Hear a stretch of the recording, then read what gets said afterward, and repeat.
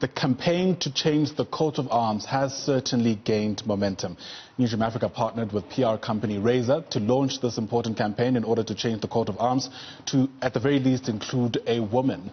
For more on this now, I'm joined by the managing director of Razor, that's Dustin Chick, who's going to speak to us about why they partnered with Newzroom Afrika, especially where we need action. Dustin, thanks very much for your time and welcome to the AM report. So, it goes without any doubt that this is a great initiative. However, it's also yet another campaign. How are we making sure that this stands out?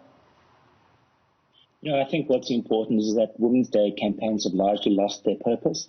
I think if I was watching Twitter last night with some of the conversations that were happening, a lot of the feedback was how nice it was to see something that wasn't about fluff and sales in terms of positioning the role of women in our society. And I think we sit as a country at the time where we need to have some real conversations and make some real changes to including the role of women in our society.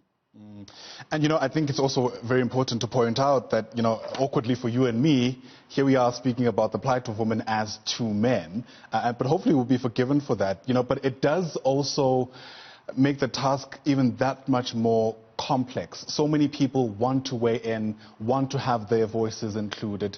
How are you ensuring that you do that? You know, you capture as many voices as you can for this important campaign? Well, I think the starting point here is that this conversation isn't about women having a conversation about women. I think it's about all of us. So as two men, I think I speak for myself and I probably can speak for you that I'm glad to stand here as a male and say that I support the equal role of women in our society. I'm the father of two girls.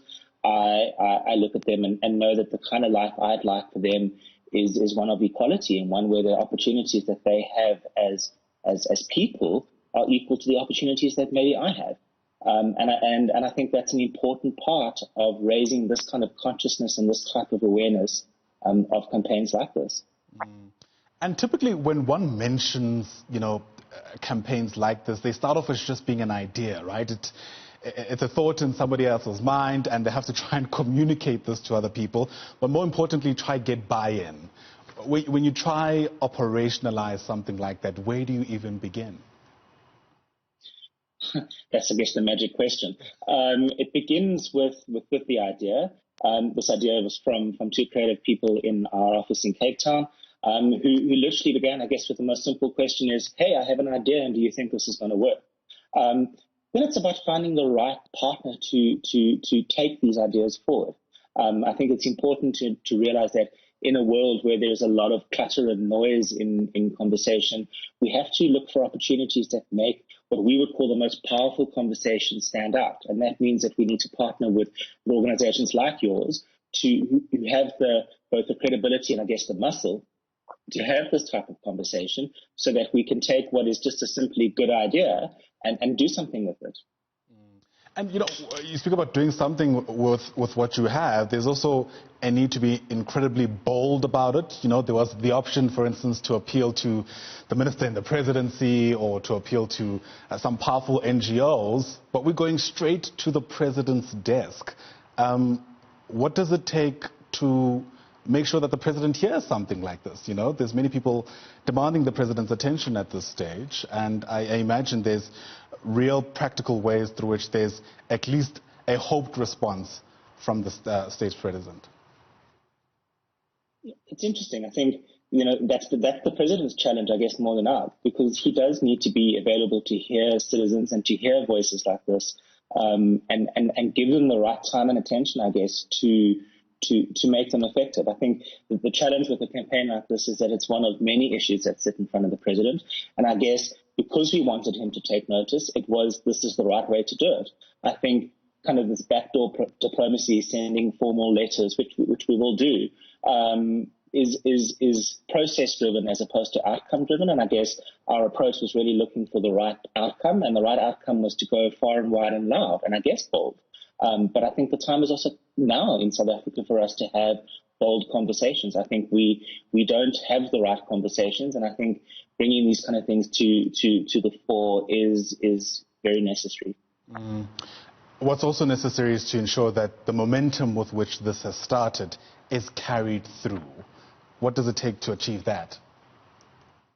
It takes all of us, I guess.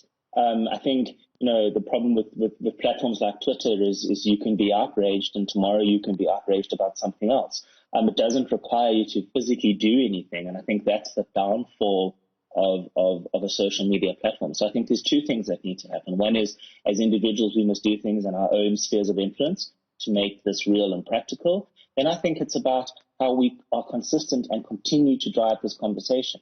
You would have heard earlier, you saw Judy Dlamini. It's people like her who add their voices to a conversation like this that give it weight and give it credibility. And I think it's an incredibly important part that we just don't give up. I think we stand up to be heard and we do what we can to ensure that we are.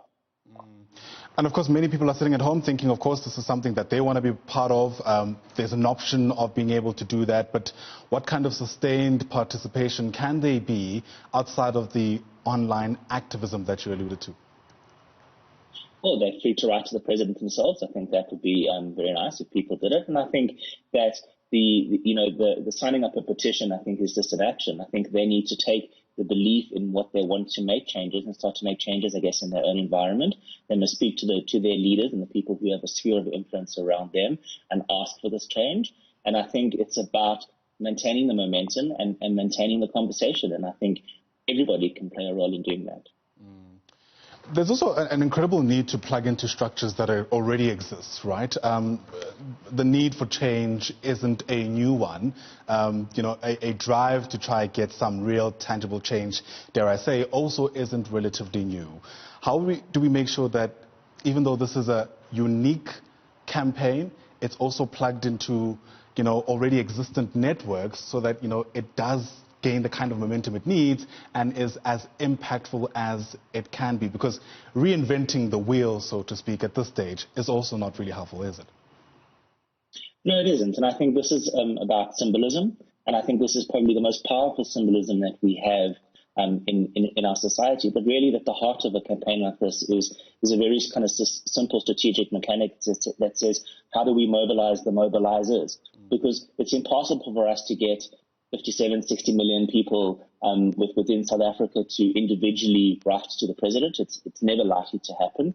But what we can do is get those who have a sphere of influence over groups of people or constituencies to weigh into a debate like this and help to drive it forward. So I think it's about symbolism, but it's also about action. And the challenge, I guess, and the opportunity that lives in a campaign like this is that we continue to mobilize those people who can mobilize resources for us as a country. Absolutely. Well, thanks very much for getting us into the loop about the thinking behind this great campaign. I imagine we'll be hearing from you and many of your colleagues in the near future too. Dustin Chick, thanks very much indeed. He's a managing partner with a PR company called Razor.